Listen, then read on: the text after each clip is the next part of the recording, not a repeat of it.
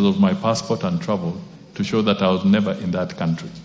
So once your electronic details are taken, it is possible that somebody can continue misusing those details for their personal gain. So it's important that we all are vigilant on this.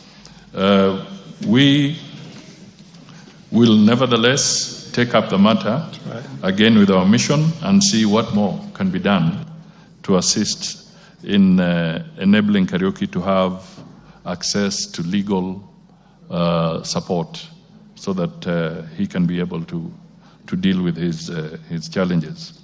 The issue of the hotlines are well taken. On Pareo, again, I would seek that we get proper details because we have no idea who Monica is. So I would appeal that the member can communicate officially with more details to us so that the ministry can have a starting point in the follow-up process of this other individual. Now, Mr. Speaker, the point I wanted to raise, without in any way casting aspersion as to the innocence or guilt of the individuals that are in this particular question, I just want to state that we have over 1,000 Kenyans incarcerated in different countries for various reasons. Some misdemeanors and some serious offenses that have been committed. It is not our wish that we see these Kenyans languishing in various places. But I would like us to acknowledge that it is important that we engage in a collective campaign as leaders to be able to convey, especially to the young people, because we have a demographic issue here. The young people are the ones who are really traveling, and they constitute 70% of our population. They are not informed about certain consequences. It is our duty, collectively, to start conveying messages of awareness to our young people in all our constituencies in the country that they should be cautious, because landing into trouble there can be very painful. You can be isolated, you can be alone, and by the time somebody discovers you are in trouble somewhere, it may be too late. So this is a message that I would want to appeal through you, Mr. Speaker, so that we advise our young people about that. The second point, Mr. Speaker, is the hard truth that also needs to go out. And the hard truth is this, that Parliament, as they allocate resources, Parliament does not allocate resources for the government of Kenya to continuously bail out Kenyans who have landed into the wrong side of the law in various countries. I think it is important for this to be appreciated because all resource allocation is done here, and therefore our people should know that as much as it's a constitutional obligation to safeguard Kenyans, we must also be realistic and tell Kenyans that they have to obey the law. Once the wheels are up, the law in play is the law of that country. And even here, in our own country, if somebody is on the wrong side of the law, you face the consequences procedurally. So we must also alert our people that we cannot have a society where we are being pressurized. Parliament indirectly is pressurized through the ministry to be providing money, to be bailing out people who have been involved in unlawful activities. So, Mr. Speaker, through you, I just want to appeal that we become cognizant of this and we communicate to our Kenyans so that we don't face further embarrassment as we go forward. Thank you, Mr. Speaker. Question 035, 2025, Honorable Cynthia Muge. Yes, Wanjala, what is it? Mr. Speaker, thank you, because the Minister for Foreign Affairs is here. Mr. Speaker, we people in Busia who live along the lake, people in Kisumu County who live along the lake, people from Bay who live along the lake, and people of Migori who live along the lake, and that is Lake Victoria, which is a shared resource. Mr. Speaker, our people have severally landed into problems just because they have gone to fish. The boundary is not indicated, but they are arrested by the Ugandans who keep on extorting them. If they don't have that money, they are taken to jails in Uganda, and there is many of them there. When you report to the Ministry of Foreign Affairs, it has really done little. That we go even further as a people to go and raise money to help these people. But they have not intervened as a government that this is a shared resource by our people crossing to come and do fishing, and fish are born fish are bred in Kenya. They only cross into deeper seas, they are arrested. What is the ministry doing to ensure now they show us or they demarcate, because they had started demarcating the boundaries. And I think at that time, Honorable Speaker, you were the Minister for Foreign Affairs at that time when they were trying to demarcate, but it stopped somewhere. When are they going to prioritize to demarcate the boundary between Kenya and Uganda in Lake Victoria?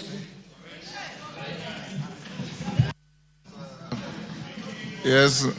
Thank you, Mr. Speaker. I just want to say that this process is ongoing. The issue of the demarcation, because we have a department, the KIBO, Kenya International Boundaries Organization, and it's only 2 weeks ago that they gave me a brief on the progress that they are making. Normally, this is a collaborative effort between the countries, and both countries must work in harmony and in tandem. So it's an ongoing process. We have covered substantial parts of our boundaries, but others remain. And the area you mentioned is one of the areas where we are consulting so that we work together with the government of Uganda and indeed even the government of Tanzania when we are looking at the boundaries in the Lake Victoria area. And it's not easy. It's a very expensive exercise, but I want to assure you it's ongoing. However, we will continue with our diplomatic efforts to always mitigate and intervene in areas that you speak of. When I was making reference to the wrong side of the law, Mr. Speaker, I was not talking of the kind of situation that we find ourselves with through the fishing. I was talking of the wrong side of the law where some Kenyans are involved in either drug trafficking, human trafficking, and some of those areas. And I really plead that the Kenyans, especially those who want to go out of the country, please consult with the ministry so that we also advise you on the hotspots in some of these areas, and we avoid you going there because some of them have landed in these difficult areas because they never consulted. Thank you. Cynthia Muge. Thank you, Honorable Speaker. Could the Cabinet Secretary provide a report detailing the data and statistics of all children born to Kenyan mothers whom, according to Saudi Arabia laws, are non-citizens, and the steps being taken by the Ministry of Foreign Affairs and Diaspora Affairs to process their exit permits? That's question number one. Number two, could the Cabinet Secretary clarify whether there are any actions to address the challenges faced by stateless children born to Kenyan mothers, particularly in cases where former employers have confiscated the passports of the mothers and ensuring that their rights are fully protected? And the last question, could the Cabinet Secretary, the Prime Cabinet Secretary, state the measures put in place to ensure timely processing of the DNA samples collected from Kenyan mothers and their children, including the timelines of processing and issuance of exit permits for these children? Those are my questions, Honorable Speaker, and the Prime Cabinet Secretary should know that this is a very emotive issue where children who are born to Kenyan mothers living in Saudi Arabia cannot access medical care and cannot access education because they are considered not to be eligibly in the country and do not even have... after the question.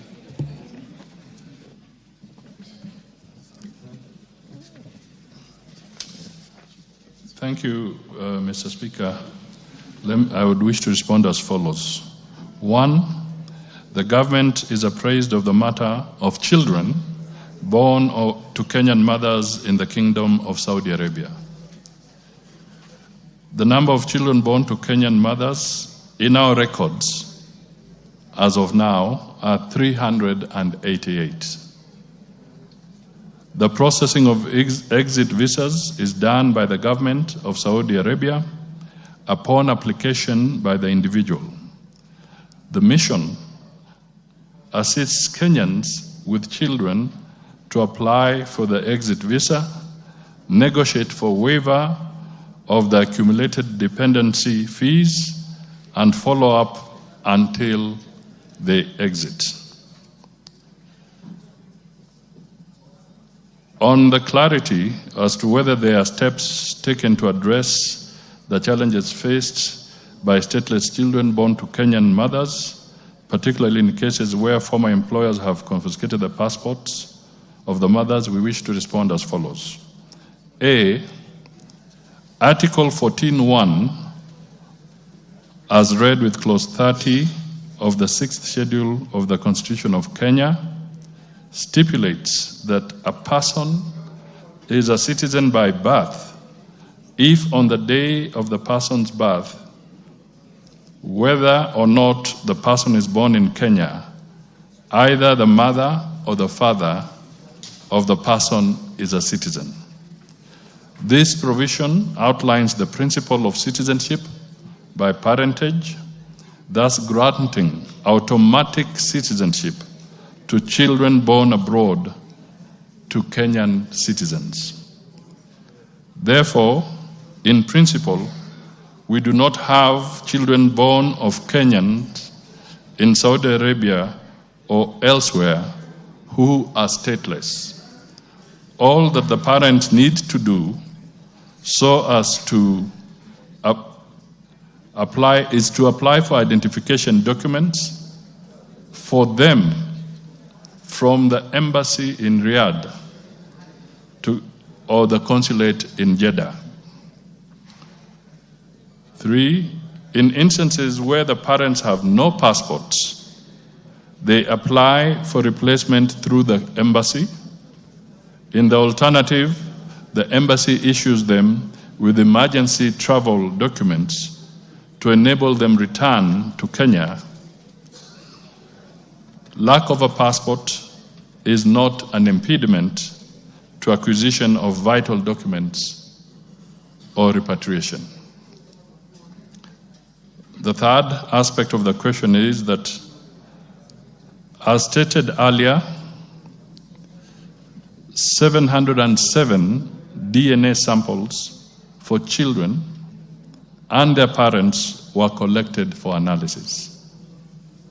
They were all processed and results shared with the parents to enable them apply for birth certificates and travel documents for the children. And the ministry continues to assist in this process so that we can have the DNA procedures undertaken as soon as possible. Cynthia. Thank you, Honorable Speaker.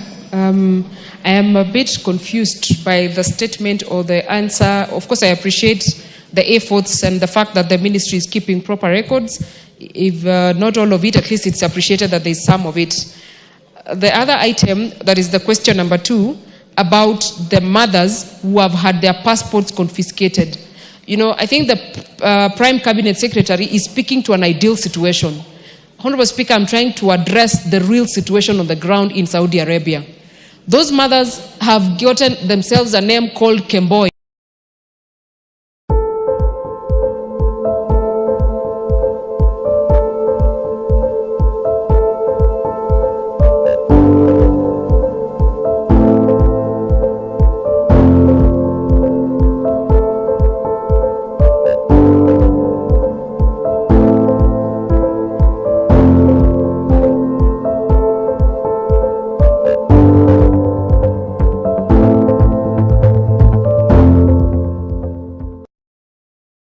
From the little knowledge I know about the laws of Saudi Arabia, one, you cannot transfer citizenship to that child unless the father actually transfers it to that child in that country, Honorable Speaker. And Honorable Speaker, the other part is about the travel, emergency travel documents. If this was working, Honorable Speaker, we'll have all these women, all these girls who have children running back home if it was as easy as you snap and you get it. So I want clarification on those two matters, Honorable Speaker.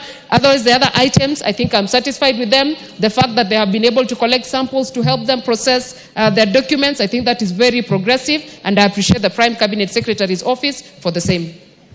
Dagala.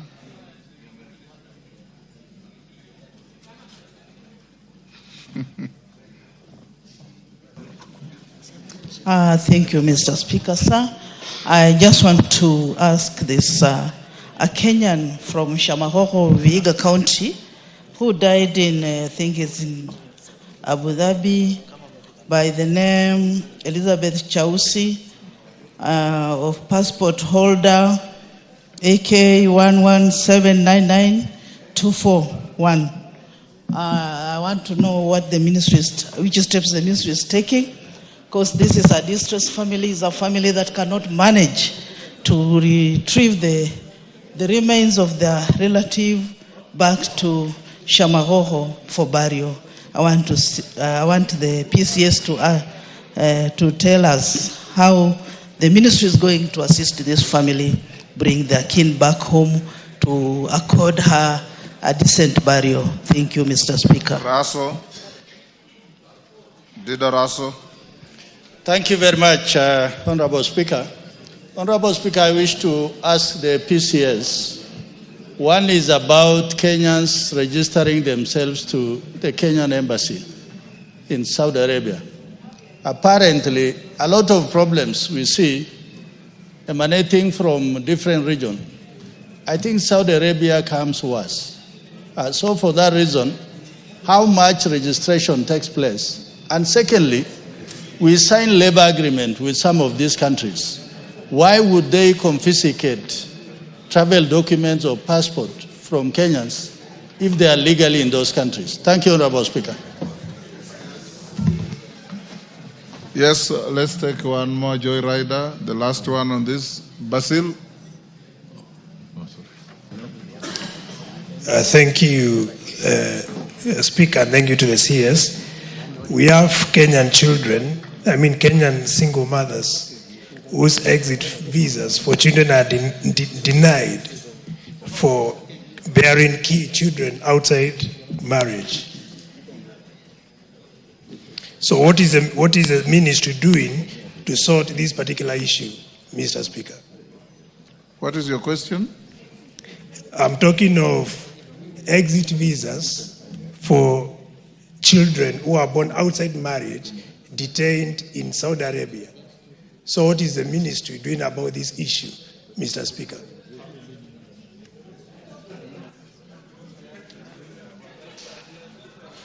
Ferdinand, a child is a child whether parents are married or not. Isn't that the case?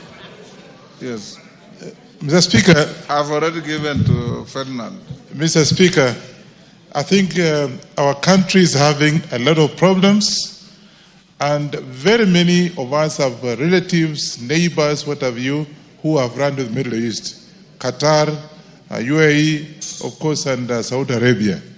I just want to find out whether the minister could have a program to be able to actually sensitize those who are going to these places before they leave, so that other than asking members of parliament, we may not be able to reach most of the people going to this Middle East, because we have so many Kenyans.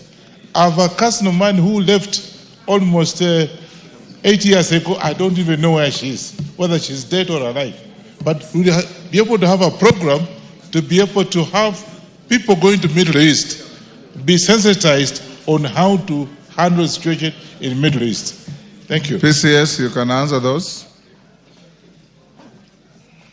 Thank you, Mr. Speaker. I just want to revisit the issue of the DNA.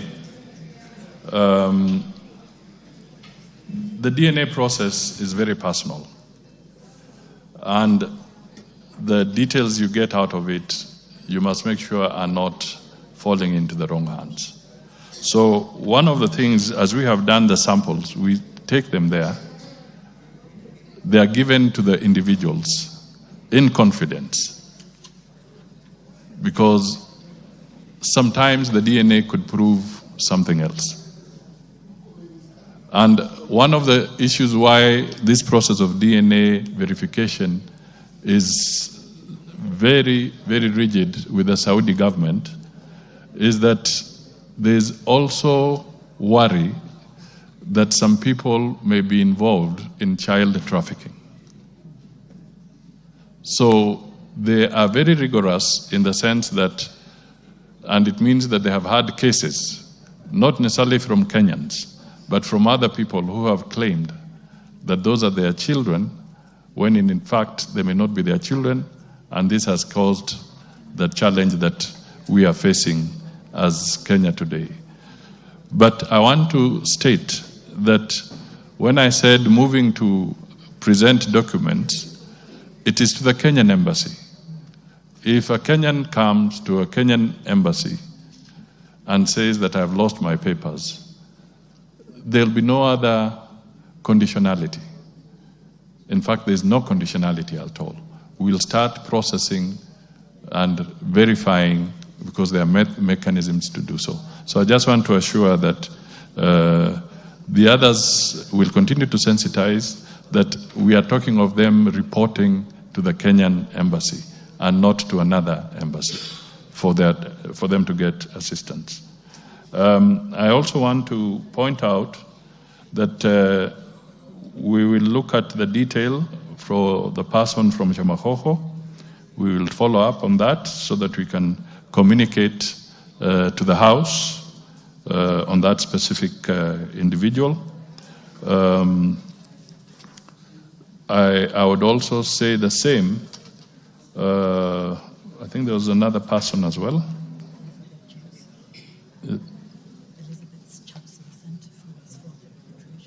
There was somebody, Elizabeth Chausi. We are able to send funds to them for repatriation. Elizabeth Chausi.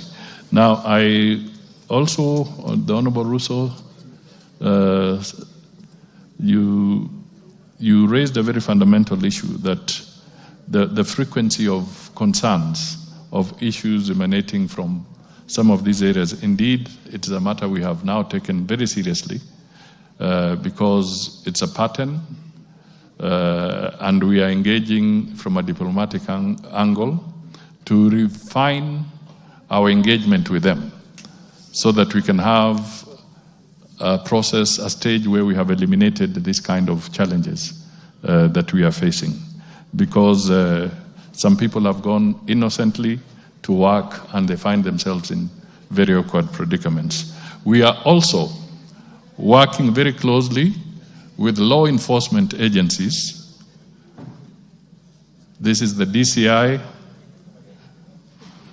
We want to work also with the EACC and others, because some of the entities that have been luring Kenyans without the due process, without the due procedure, are some of those that have caused this kind of situation that we are facing, where Kenyans move in and they were not processed properly.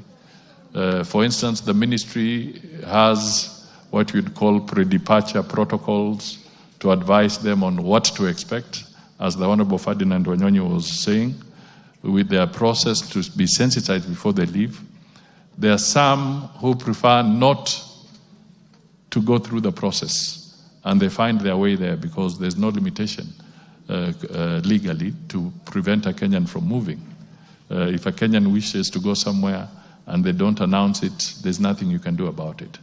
But it's all really a question of sensitizing them so that we can have less and less of this challenge. But I want to reemphasize that it is absolutely important because we want all our Kenyans to be safe. The issue of human trafficking, the issue of drugs, the issue of being taken and being inducted into slave labor, including the process of being hired to engage in cyber fraud. These are very real threats to our young people, and it is important that we communicate. There was an ambassador in Kenya who once said, actions have consequences. It is important for us to really remind our young people that their actions have consequences. We don't want to lose them. Thank you. Odhiambo. Elisha Odhiambo, thank member you for GEM. Thank you, Mr. Speaker. My question is, I think he's reading 46 of 2025, but he should read 36 of 2025 if we are to follow the chronology. Mr. Speaker, could the Cabinet Secretary, Roman 1, state the measures the government is taking to ensure that children born abroad to Kenyans are recognized as citizens? Roman 2, explain how the government is supporting the economic participation of Kenyan born in foreign countries, particularly in acquiring property, securing employment, and harnessing their skills and expertise for national development. Roman 3, state strategies in place to establish a streamlined integration process for Kenyan born abroad, granting them equal rights, legal protection, and access to national systems like other citizens. Thank you. PCS. Thank you, Mr. Speaker. I wish to respond as follows, and you may note that some of the issues I raise have also been canvassed in the immediate question, but let me proceed as follows. Once again, I wish to state that Article 14.1, as read with Clause 30 of the 6th Schedule of the Constitution of Kenya, stipulates that a person is a citizen by birth if on the day of the person's birth, whether or not the person is born in Kenya, either the mother or father of the person is a citizen. This provision, as I said, outlines the principle of citizenship by parentage, thus granting automatic citizenship to children born abroad to Kenyan citizens. For them to obtain official documents like birth certificates, passport, national ID, parents are required to register their births with the government of Kenya. These documents are issued in most of the missions abroad where Kenyans can freely access them. And as we speak, applications are now done via the e-citizen platform and thus centralized. Additionally, the State Department for Diaspora Affairs carries out regular mobile consular services, outreach to take services to the diaspora in countries where we have high populations of Kenyans. The program takes a one government approach as it onboards government agencies to provide essential government services like the issuance of passports, IDs, birth certificates, certificates of good conduct, DNA sampling, among others, and we do it as a holistic approach. The second aspect of the question is how the government is supporting the economic participation of Kenyans abroad, particularly in acquiring property, securing employment, and contributing their skills and expertise to national development. Mr. Speaker, the government has implemented several initiatives to support the economic participation of Kenyans born abroad, recognizing the significant role in national development. These initiatives are many and varied, and they include, among others, first, it should be recognized that since independence, we never had the State Department of Diaspora Affairs. This is now in place, a department that is dedicated to facilitating and supporting Kenyans in the diaspora. This department has also launched the Kenya Diaspora Policy 2024, and in the policy, we articulate the government's commitment to engage with the Kenyan diaspora, aiming to integrate them into the national development agenda. It focuses on protecting their rights, engaging through partnerships, empowering them through job placements, and prospering them through investments. We have also developed a diaspora investment strategy, and this strategy aims at creating a framework that focuses on attracting diaspora investments, facilitating their engagement in Kenya's economic activities, and ensuring that their contributions are effectively integrated into our development plans. We have also been undertaking various diaspora investment promotions with Kenyans in different countries. We are also contemplating, Mr. Speaker, the issuing of a diaspora bond. The government is planning to launch a diaspora bond. This will enable Kenyans abroad to invest in priority projects back home in areas like infrastructure and housing. This conversation is going on with the Treasury and also with the institutions like MIGA of the World Bank.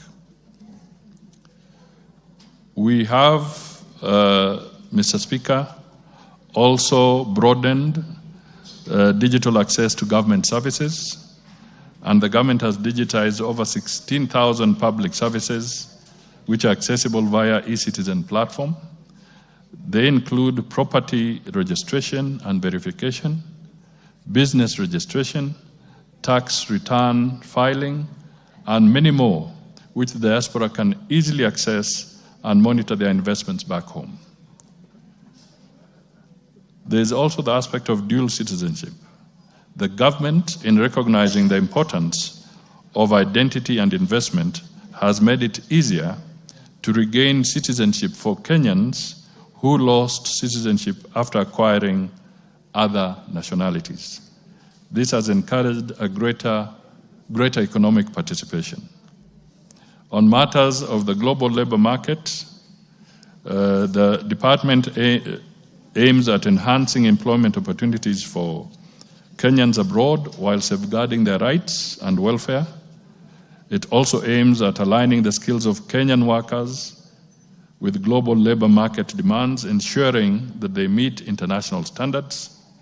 The approach not only creates employment, but leverages the diaspora contribution to Kenya's socioeconomic growth by fostering knowledge, skills, and technology.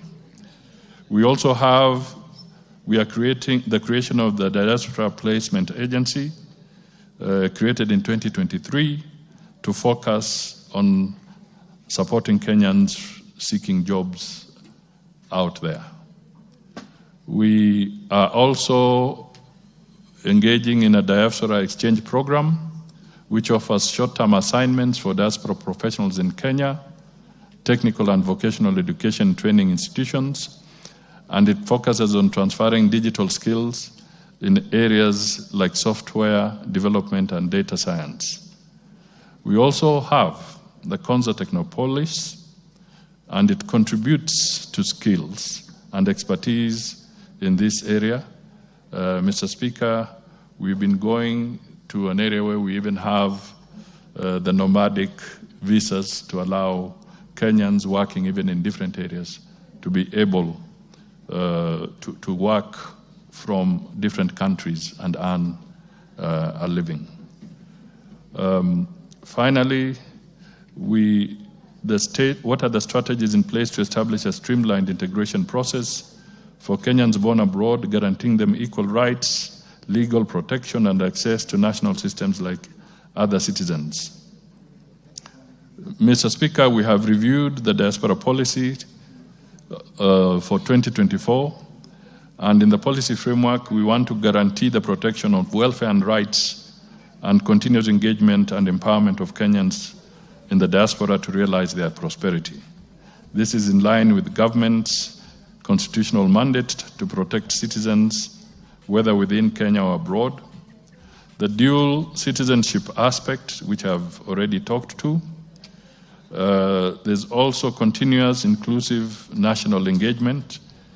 We have more or less made it a tradition now that whenever we have state visits or critical visits from Kenyan government officials, we encourage diaspora engagements by Kenyans as they go out. We are also working on career and economic integration. This is spelled out in our policy so that we can broaden and facilitate integration of the Kenyan workforce and education institutions to enhance skills and technology transfer. I've also talked about the modular consular services earlier, and of course, the enhancement of use of technology to move forward.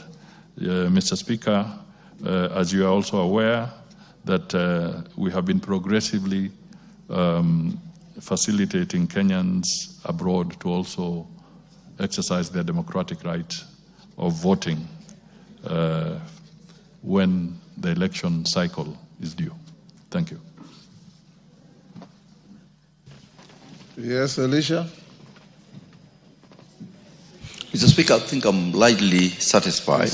Initially, there was a rigmarole in terms of having to come back home and apply. If you are satisfied, no speech. You sit down. Yeah? Yes. You are satisfied. If the owner of the question is satisfied, do we need joyriders? We don't need joyriders. The owner is satisfied. Oundo, what is it? Speaker, I come from a constituency that borders Uganda in a unique situation whereby quite 3/4 of people from my ancestry are in Uganda. And of course, again, this applies to the Maasais in Tanzania. I don't know what kind of measures or thinking is it at the ministry that can allow free movement of people between the three countries in East Africa region without having to go through the rigors of having to stamp your passport every day. Occasionally, Honorable Speaker, some go to eat lunch, then come back and go back to work. What measures is the ministry putting together East African leaders to allow free movement? Oundo, under the East African community, we have a protocol for free movement of people, goods, and services. I'm sure you're aware of that. Yes, that's on paper. Parashina. Okay, thank you, Mr. Speaker. As much as we are appreciating the answers from the Prime Cabinet Secretary, I wanted just to seek clarification or something concerning a person in Qatar called Innocent Mwangi Njoka. Innocent Mwangi Njoka happened to have gotten into an accident in 2024 in Qatar. When he got an accident, he lost memory and he was taken to the hospital. But when they were in the hospital, the case was again, he was put in a case when he doesn't have any memory. And now the ruling was made on March 16. And he has been, he's supposed to pay 700,000 Kenya shilling. and the family is asking about what is the government doing to such kind of cases, because we are only looking on now these people are bringing in foreign exchange in terms of money, but we are not looking about their health in case they get chronic diseases, because they only do manual works, most of them in those countries. So you're asking about someone getting a chronic disease, and their families are being told to do Harambes. What are the ministries doing towards insurance cover and towards protection and handling such a case of Innocent Mwangi Njoka of case number 5440 of 2025 traffic court in Qatar? Thank you. Yes, member for Kajiado. Is it East? Correct. Yes. Thank you, Honorable Speaker. I was wondering whether our CS have the data on how many Kenyans are held in Saudi Arabia in jails, because this seems to have appeared as a very desperate situation. And I'm also wondering whether, knowing that, of course, our country does not strict movement of people or Kenyans to those countries, but I'm wondering whether the Ministry of Foreign Affairs can help develop a policy framework on sensitizing, of course, our citizens who are going to those countries and giving them the right information, and of course maybe having them sign a liability forms, because it seems like there is a big outcry on our workers in this Saudi Arabia country. Martin, the last one. Thank you, Mr. Speaker. Maybe the CS can comment on this. Recently, there were young people... Ask him a question. Don't ask him to comment. There were young people on the street demonstrating on the scammed procedures for seeking foreign jobs. What measures do you have to manage and control cartel agencies that are scamming these young people? Because one of the reasons why they are vulnerable outside there is how they land there without any procedure. Very good. I said 2 joyriders. We have already taken how many? Yes, Bowen? Yeah, the last one. Mr. Speaker, I just want to ask the Prime Cabinet Secretary. Recently, some 2 days ago, there was news, we saw some news that the government scam jobs in these Machu jobs by the Ministry of Labor. Kasi Maju, yes. And then there were many Kenyans who were saying they were scammed by the Ministry of Labor under the CS Mutua. So I just want to ask the Cabinet Secretary whether they are working, what is their working relationship with the Ministry of Labor, so that we don't see that kind of Kenyans who are being told there are some jobs somewhere outside the country, and now it turns to be something different. Yes, Edith Nyanza. Thank you, Speaker, for the opportunity.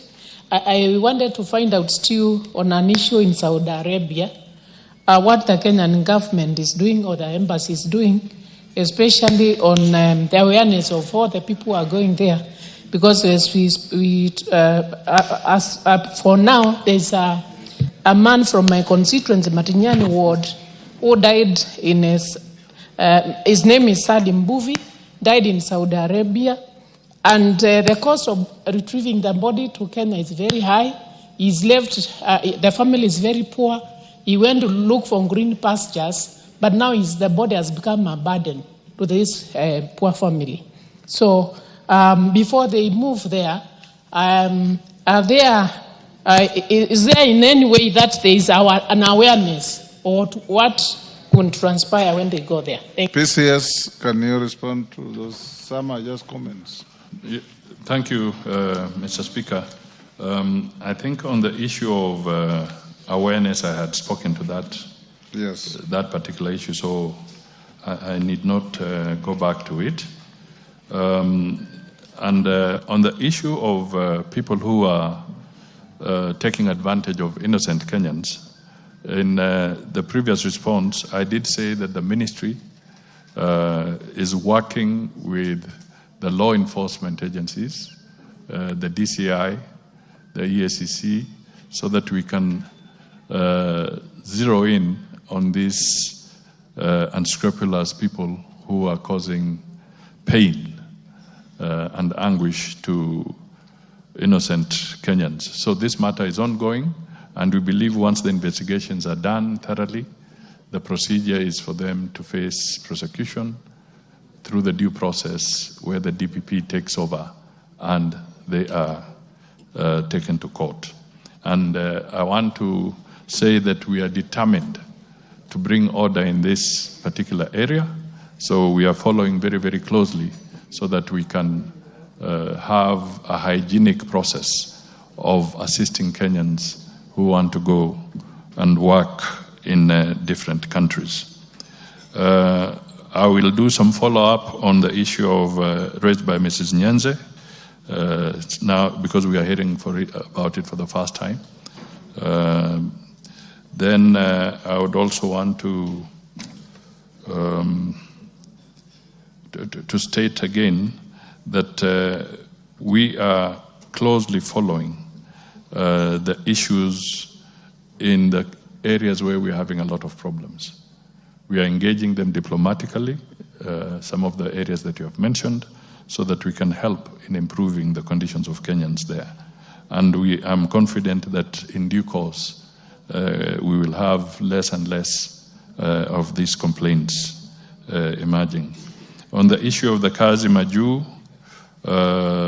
we want to adopt a whole-of-government approach, and we are working, our departments in both the Department of Labor, Ministry of Labor, and the Department of Diaspora Affairs are engaged in a very intricate but detailed conversation so that we can harmonize the issues around this space. And that is why we negotiate bilateral labor agreements and so forth, so that we do not have a situation where the left hand does not know what the right hand is doing.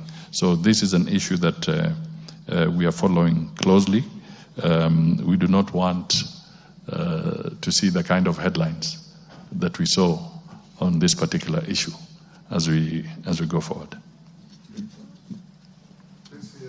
You can deal with the issue on concerns regarding the criteria used by the government to classify hardship areas and payment of hardship allowances to teachers and other civil servants in the country.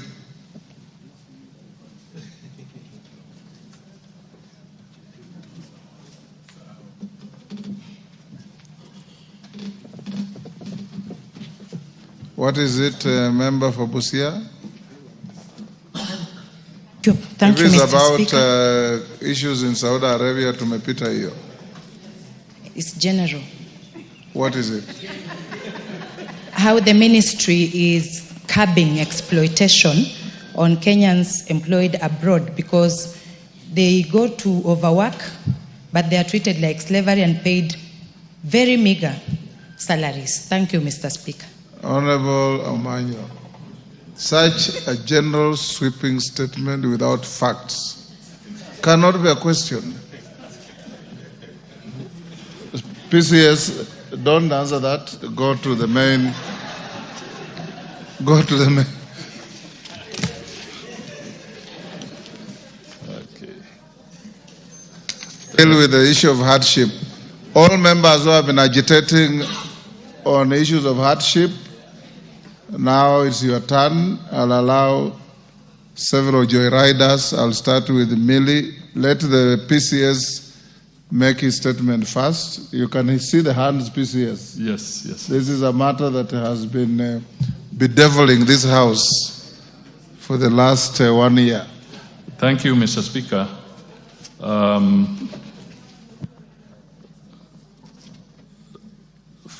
First of all, Mr. Speaker, before I make my statement, because it's quite comprehensive, let me just take 1 minute to really appreciate and thank the House for having supported and endorsed and finally passed the sessional paper on foreign policy. I really want to appreciate that because it helps us as we move forward. Thank you. Now, Mr. Speaker, this issue is definitely a matter of premium significance to the members and to all Kenyans, and therefore I will seek your indulgence so that I go through this statement. It's fairly comprehensive, but it is important because of the nature of the subject that we are dealing with. Mr. Speaker, I take this opportunity to thank you for inviting me to respond on the issues raised by Honorable Jared Okello, MP, and several other members of the National Assembly regarding the criteria used by government to classify hardship areas, especially for teachers and other civil servants in the country.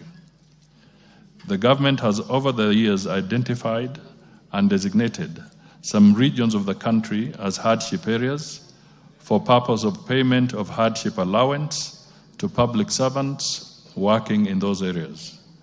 Designated hardship areas are considered to be remote with inadequacy in food supply, infrastructure, security, basic social services, and amenities.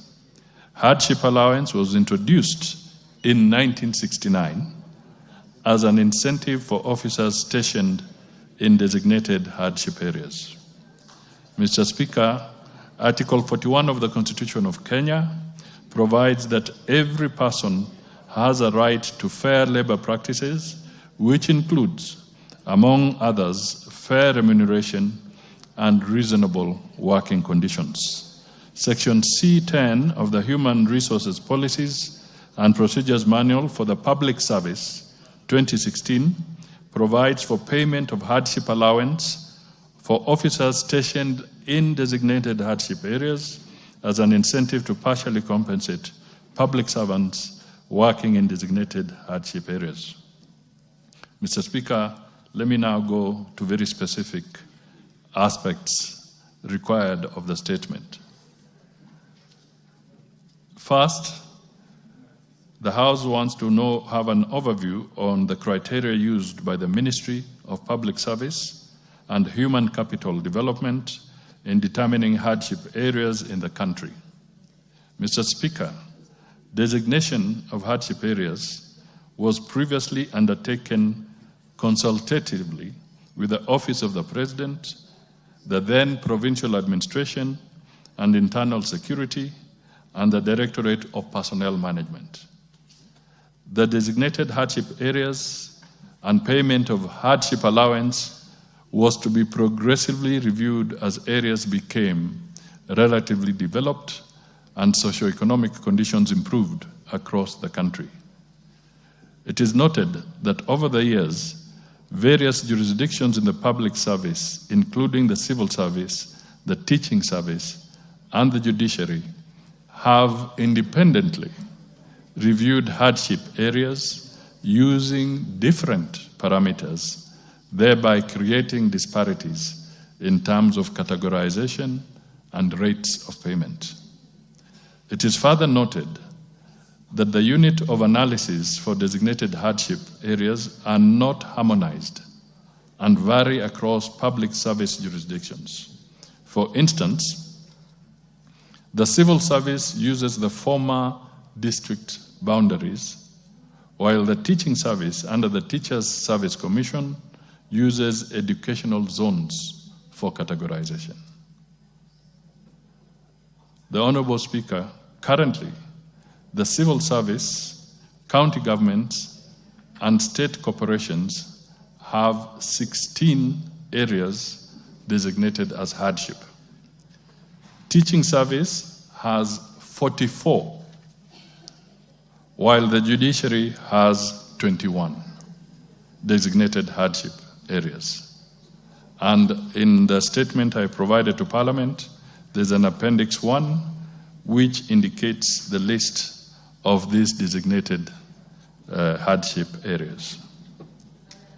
Mr. Speaker, the Kenya National Bureau of Statistics identified and weighted 7 parameters to guide the determination and recategorization of hardship areas. The parameters were food, water, transport and communication services, social services, climate and terrain, security, and the poverty index. The weighted criteria are provided by the Kenya National Bureau of Statistics, and I have attached an Appendix 2 to this statement to help the MPs as they reflect on this. The second critical issue was that the House wanted to know the status report on the Interagency Technical Committee on the mode of addressing existing disparities in designated hardship allowances in the public service. Mr. Speaker, in cognizance of the existing disparities in designated hardship areas in the public service, and to promote fairness and parity of treatment of public servants, the government, through the ministry responsible for public service, constituted an interagency technical committee to undertake a study and review designated hardship areas. Mr. Speaker, the interagency committee was appointed by the Ministry of Public Service in March 2019.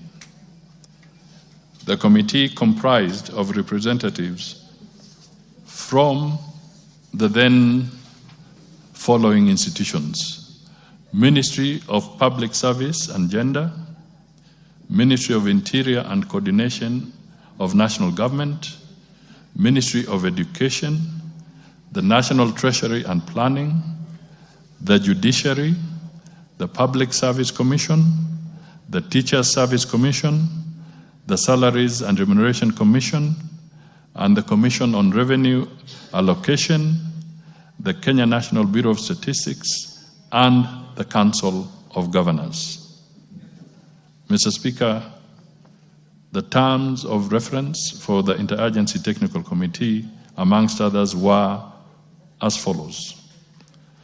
1, to study the current policies and applicable circulars on designated hardship areas and payment of hardship allowance in the civil service. 2, to undertake a comparative analysis of other existing policies on designated hardship areas and payment of hardship allowance in the public service and other jurisdictions. 3, to study the issues in petitions presented to the National Assembly on the matter of designated hardship areas and payment of hardship allowance to public servants. 4, to study concerns raised by the Union of Kenya Civil Servants regarding designated hardship areas and payment of hardship allowance as provided in the collective bargaining agreement of 2017 and make recommendations on implementation modalities. Then there was the issue of to address other issues incidental to the matter of designated hardship areas and the payment of allowances thereof. Finally, prepare a report on the study with recommendations on the way forward on categorization of designated hardship areas and payment hardship allowances. Mr. Speaker, the Interagency Technical Committee undertook a wide stakeholder engagement in carrying out the study. Some of the stakeholders' engagement by the committee was face-to-face interviews with officers from the ministries that I have mentioned and institutions that I have mentioned. In addition, the technical committee undertook the following: field visits to establish findings, reports from the respective deputy county commissioners, and socioeconomic data submitted by the respective county statistics officers of the areas visited. B, literature review on poverty indices in the country from annual economic surveys and reports prepared by the Commission on Revenue Allocation and the Equalization Fund. Mr. Speaker, The key findings and the recommendations of the report were as follows. A, there are areas currently designated as hardship or petitioned by stakeholders to be categorized as hardship. However, upon review, they were found not to be hardship areas. B, the severity of hardship in the reviewed areas vary from moderate to extreme. C, some of the currently designated hardship areas covered an entire county, sub-county, or division uniformly. It is also, however, noted that some regions have only specific locations with moderate or extreme hardship conditions, and the areas were reviewed and categorized appropriately. Not all public officers working in the hardship areas are compensated through payment of hardship allowance. This is due to disparities in the current policy guidelines on designated hardship areas in the public service. And E, some areas that were previously designated as hardship areas have acquired different status following implementation of the devolved system of governance and improved socioeconomic development across the country, and have been reviewed and recommended for degazettement. Mr. Speaker, the report of the Interagency Technical Committee on review of designated hardship areas and payment of hardship allowance in the public service was finalized and submitted to the Salaries and Remuneration Commission, SRC, for concurrence. The SRC reviewed the report and provided approved rates and will issue advice to the public service on the new rates once the hardship areas are gazetted after this review. The reviewed designated hardship areas have been submitted to the Chief of Staff and Head of Public Service for gazettement. However, I would like to add a rider that the Head of Public Service will present this before Cabinet before the gazettement is done. And that process is now being processed. Mr. Speaker, in accordance with Article 232(1), subsection B, on values and principles of public service, which provides for efficient, effective, and economic use of resources, I wish to inform this House that the implementation of the Interagency Technical Report will reduce the financial implications for payment of hardship allowance from 25.9 billion Kenya shillings to 19.5 billion Kenya shillings per annum, thereby effecting a saving or occasioning a saving of about 6.5 billion Kenya shillings per annum to the government and indeed to the Kenyan taxpayer. This is as a result of the proposed harmonization of the designated hardship areas in the public service. I wish to invite Parliament to really take cognizance of that possible saving if the report is implemented. 3, clarification was sought by Parliament on why some of the civil servants receive hardship allowance while others do not qualify, yet they are working in similar areas or environment. Mr. Speaker, the existing policies applied by various jurisdictions across the public service on designated hardship areas is currently not harmonized. Hence, the disparities in the payment of hardship allowances. These disparities have led to disharmony among employees of the civil service, teaching service, and the judiciary deployed in the same geographical region, with some earning the allowance while others are not paid. Mr. Speaker, currently, some public servants deployed in the same geographical region may be paid hardship allowance, while others do not qualify due to disparities in the areas designated as hardship. The civil service, county governments, state corporations, as I said earlier, have 16 areas as designated as hardship. Teaching service has 44. The judiciary has 21 hardship areas. So somewhere you can see we dropped the ball in this matter. The steps taken by the government to ensure the criteria used in determining hardship areas in the country is fair to all. This is another demand by Parliament. Mr. Speaker, to promote fairness, equity, and parity of treatment for employees in the public service, the government did constitute an interagency technical committee, and I've given the profile in the previous remarks, to address the disparities in the designated hardship areas. The Kenya National Bureau of Statistics provided parameters to guide the interagency technical committee in reviewing the designated hardship areas. The parameters include food, water, transport, and communication services, social services, climate and terrain, security, and the poverty index. In addition, the Kenya Bureau of Statistics provided the weighted criteria for determination of the hardship areas. And again, as I said, this is attached to the statement. The Interagency Technical Committee prepared and submitted to SRC on the categorization of the designated hardship areas and payment of hardship allowance in the public service.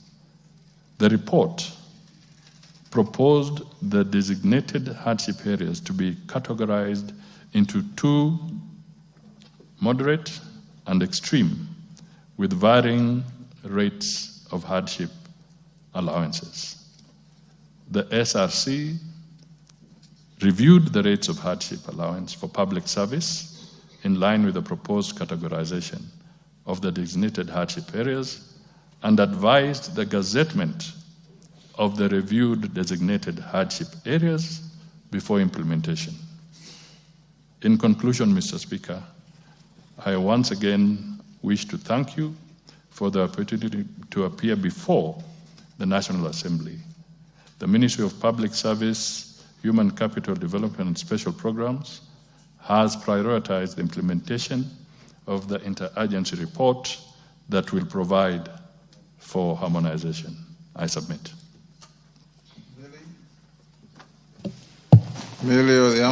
Thank you, Mr. Speaker. I want to thank the CS for giving a very detailed response that also gives a historical background. Mr. Speaker, just like Honorable Jare Dokelo's constituency that has parts marked as hardship, also my constituency has parts that are marked as hardship area. I know Honorable Jare Dokelo's is mainly from flooding, mine is mainly from transport and communication. Mr. Speaker, you remember I was telling you in the House business that there's a part in my constituency. When you go, you use a boat or a ferry. Then if you manage to go with a car in a ferry, then you use a car up to a point, then you use a motorbike up to a point, then you walk, because there are parts even a motorbike can't go. So if you are talking about people who work there, they become truly hardship areas. I do understand, because part of my constituency is that. But Mr. Speaker, I just want one of the concerns that Honorable Jare Dokelo had was that when you have parts of your constituency that is marked as hardship and parts that are not, then everybody wants to flood there. How do you ensure that you don't get, for instance, our teachers, that they are all not flooded in one area as hardship? And Mr. Speaker, for myself, I just wanted to ask, because I've listened to the CS very carefully, because this is something that is very dear to me as a representative of Suba North. One that have not had all the criteria that have been mentioned, has not talked about what do you call it, like tsetse, manifestation of disease like tsetse fly. You've talked about climate and all that. And yet a lot of people are not able to go, say, somewhere like Lambwe Valley because of things like that. And then the other issue is, I'm just wondering, because you had a very good interagency technical committee that has a number of people, and you have recommended, you have made very clear recommendations.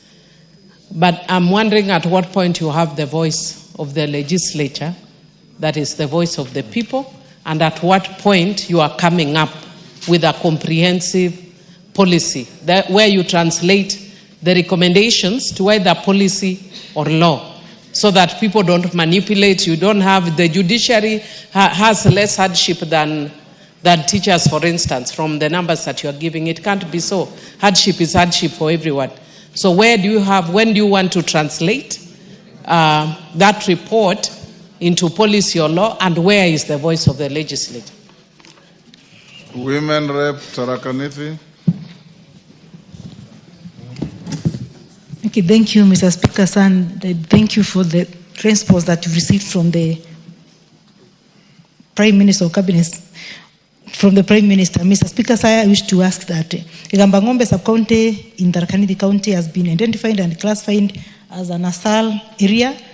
So I'm asking, when will this sub-county be gazetted as an hardship area, so that the teachers and public servants in this area can start receiving the hardship allowances?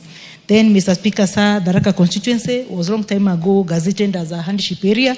Teachers have been receiving the hardship allowances, but other civil servants are struggling. Most of them transferring out of Tharaka constituency, and also Igambangombe, most of the schools are closing down because no teacher wants to be posted in that area. Most of them are transferring back to Tharaka and Kitui and other areas, other surrounding sub-counties. Thank you, Mr. Speaker, sir.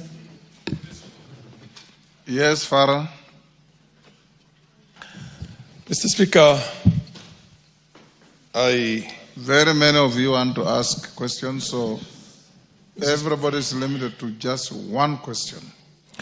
Mr. Speaker, I have been around for a fairly long time, both in the country and this House.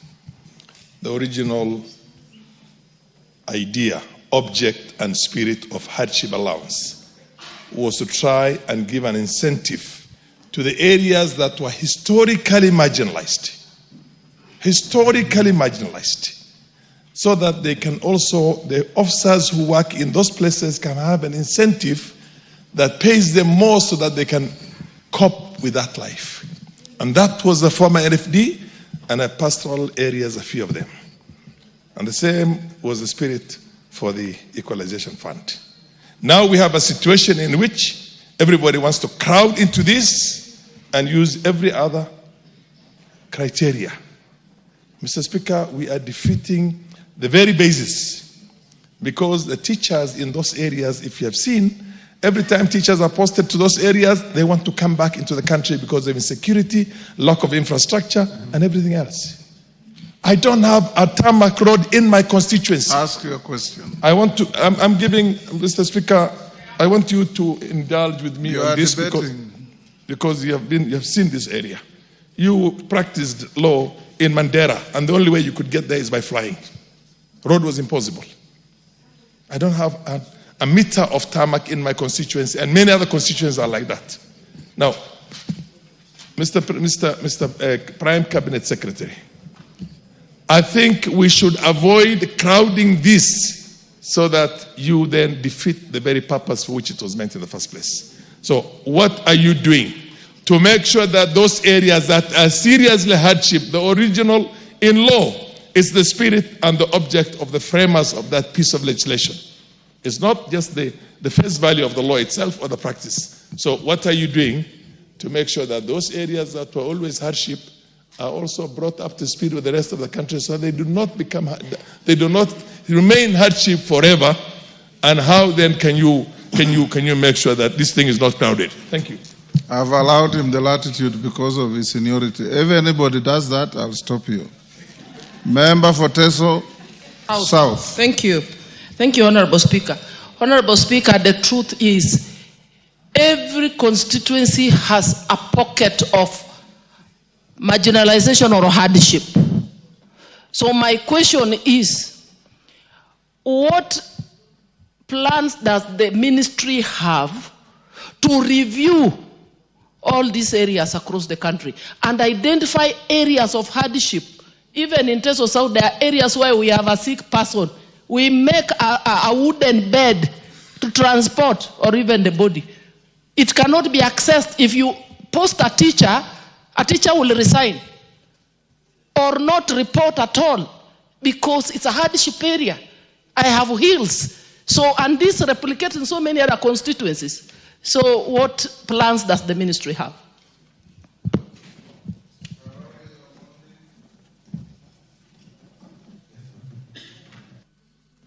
Thank you very much, Honorable Speaker.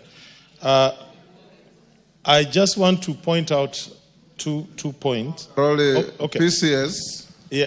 Most of these questions, I'm hearing them not once, not twice.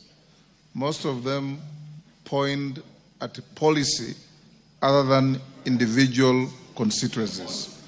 So at the end of the day, we want to hear from you. Because listening to my members here, it's like we want to declare the whole country hardship. So you will have to give us a clear policy on, I'll give you members to ask your questions. For example, we need coherence in the policy in the country. Why would the judiciary decide on their own, TSC on their own, and administration on their own? Soon the police will decide on their own, and then we'll have a completely jumbled process of managing what hardship means. Carole Omondi, one question each. Sir, okay. I don't know how to phrase it, but I would be happy. You are a clever lawyer. Phrase it the best way. I think this House should have a view before the new categorization is gazetted. I think we need to see it because I can clearly see certain parameters are missing. If you take the Subas, we have islands, and islands are very unique. We have islands. We have Kiwa, Kibwogi, Remba, Ringiti, Rusinga, Mfangano, where they've never had roads. We have islands. There are areas that are unique because of insecurity. There are areas that are unique because of geography. You have a national park, you have mountainous areas, you have sesefly, as Honorable Millie has pointed out. We need to see it before they are gazetted so that we develop a proper criteria. And I think it is time we anchored this in law, not left it to bureaucrats in the executive. Thank you, Honorable Speaker. Thank you. Yes, Kajwa. Speaker, I think the member for Suba South is extremely right. May I suggest, Mr. Speaker, to ask you to order the minister to bring this policy before the House under Article 95. It's a policy with far-reaching solutions of national importance, and any policy which has the effect of law. As a result, there will be a gazette which will be used by various agencies. Must be brought before the Assembly. And we have an oversight role in policy making and legislation. Thank you, Mr. Speaker. Yes, member for Buri. I'll come to you, member. Yeah, thank you, Mr. Speaker. I think the criteria country as it is very discriminative. Mr. Speaker, my constituency borders Isiolo and Laikipia East and Laikipia North. I would like to the Cabinet Secretary to determine, using the same criteria, where Bole lies. Because we are only, there's the fence, the other side is hardship, this other side, 50% of Bole is hardship. And we also benefit from ASA programs. So I don't know why it is like that, but I join the other members in saying we need to review that criteria and it has to be looked again. Because the assumption is Bore is in Meru, and Meru is very productive. Using that, from that perspective, my constituency is totally disadvantaged. I thank you, Mr. Speaker. Mashako.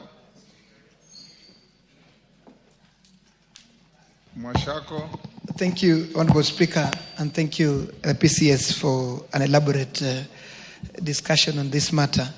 Honorable Speaker, I have two concerns. One is Honorable PCS is indicating that the report will be tabled to Cabinet before it comes to the House.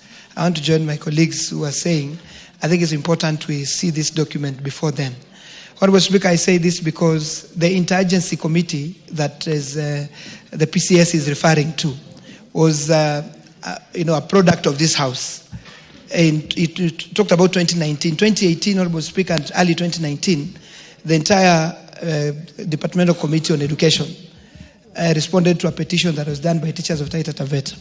And they traveled to Taita Taveta. They visited all the hardship areas of my county. That is being Undanyi, one zone in Mwatate and Taveta constituency. And after deliberations in this House, the House resolved that those areas need to be gazetted as hardship. But by the fact that the report went to Ministry of Education and then Minister of Interior, it is when now they are, in their wisdom, they agreed to form the interagency committee, which has done a good job. But my challenge has been, Honorable Speaker, from 2021, 2022, when the report was done, it is coming to this House 3 years later. And it is missing out very key things. Honorable Millie has talked about challenges in traveling in his constituency. I'll tell you, he's not mentioned issues around human-wildlife conflict. That is a big issue in where some of us come from. So this must be one of the consideration in the categorization. Honorable Speaker, another thing that is critical is talked about the gazettement of some other areas. I don't know how you can, that can also cause a lot of mayhem in the country. So I want to agree that this report needs to come to the House. Let us see which areas will be gazetted and which have been declassified so that we can have debates and inform this policy. Thank you, Honorable Speaker.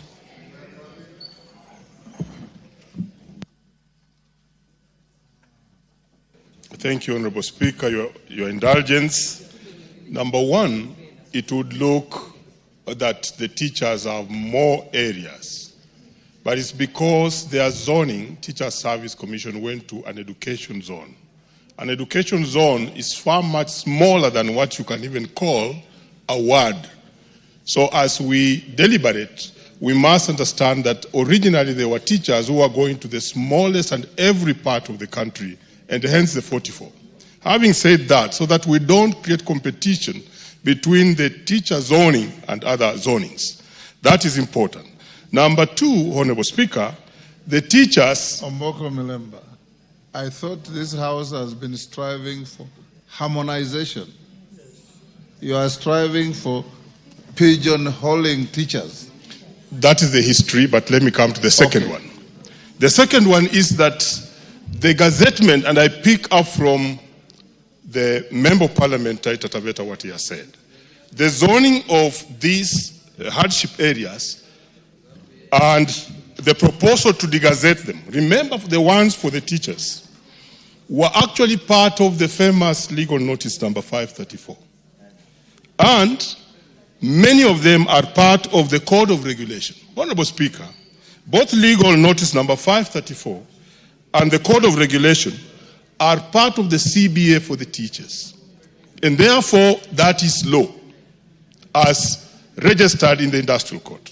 What is therefore the Honorable PCS doing to make sure that those gains that the teachers got in form of hardship allowance are not degenerated or go away with or go back to, given that this is part and parcel of now their CBA, which is registered in the courts? Thank you. Yes, Dr. Nyikal. Thank you, Mr. Speaker.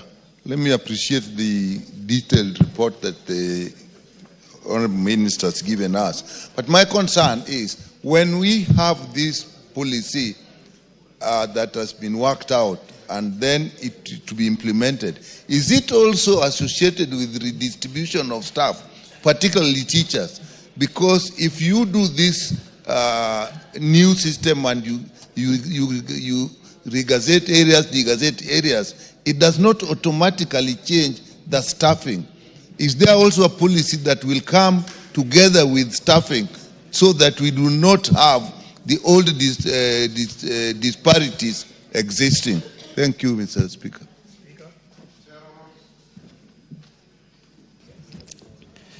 Thank you, Mr. Speaker. I want to thank the Prime Cabinet Secretary for explaining to us and taking time. Mr. Speaker, he has been thanked enough. Just ask questions. Mr. Speaker, my question is in my area, Kipkelion East. Initially, from Total on your way to Kericho, towards the right hand, actually, or the right wing, it was actually categorized as hardship area. I don't know which method or category they used to remove it, because people in Tenteno area, Mr. Speaker, and also Kibwenge, plus Chepsion, the lower part, Chepcholiet, and Kamaru's area, this is a hardship area, Mr. Speaker. So I want to, Mr. Speaker, I want to ask that they should come and review so that we can be able, Mr. Speaker, the civil servants there can be able to benefit. Thank you, Mr. Speaker. Thank you. Tongay.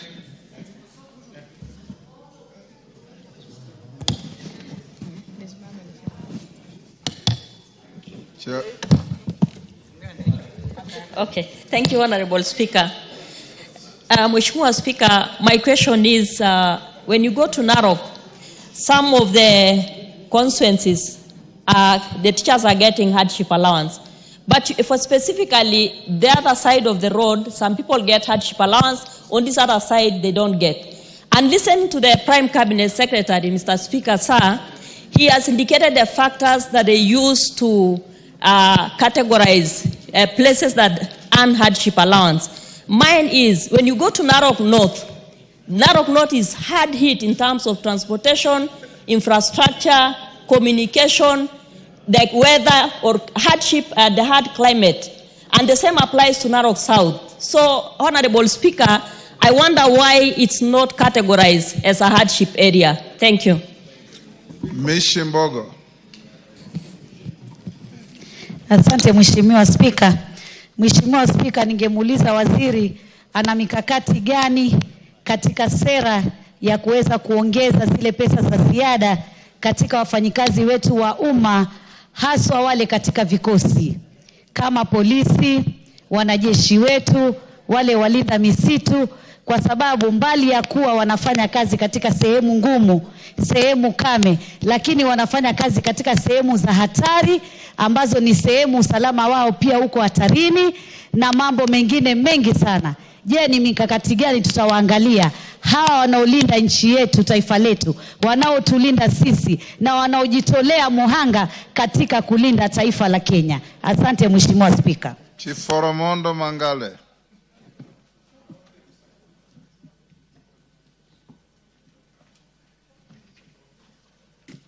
Give Chief Foromondo the mic. Mheshimiwa Spika, asante sana kwa hii nafasi. Kwanza nataka niseme ya kwamba eneo bunge la Lungalunga lina vigezo vyote ambavyo waziri amevitamka ili kwamba walimu na wafanyikazi wapate hizi pesa za ziada. Kama ni maeneo kama Mkwiro, Wasini, ni visiwa ambavyo wafanyikazi wanahitajika kuvuka kila siku kwa maji ya bahari kuenda kufanya kazi Mkwiro na Wasini na kurudi. Maeneo yale ya Mwereni, Zombo na kule maeneo ya Lungalunga ni sehemu ambazo maji yana shida, makazi ya wafanyikazi hakuna. Ile timu inaitwa multi-agency team ilienda ikafanya kazi yao ikamaliza, ikaleta ripoti kwa maofisi haya ya serikali. Sasa nataka niulize Mheshimiwa Waziri Mkuu, kama hilo jina linastahili, ni lini ambapo watu wa Lungalunga, waalimu na wafanyikazi watapata haki yao, kwa sababu maeneo kama vile Kinango wanapata na vigezo ni hivyo hivyo. Asante Mheshimiwa Spika. Osoro. Thank you very much, Honorable Speaker. Honorable Speaker, listening to the presentation. PCS, I'm giving many members because it's almost the same.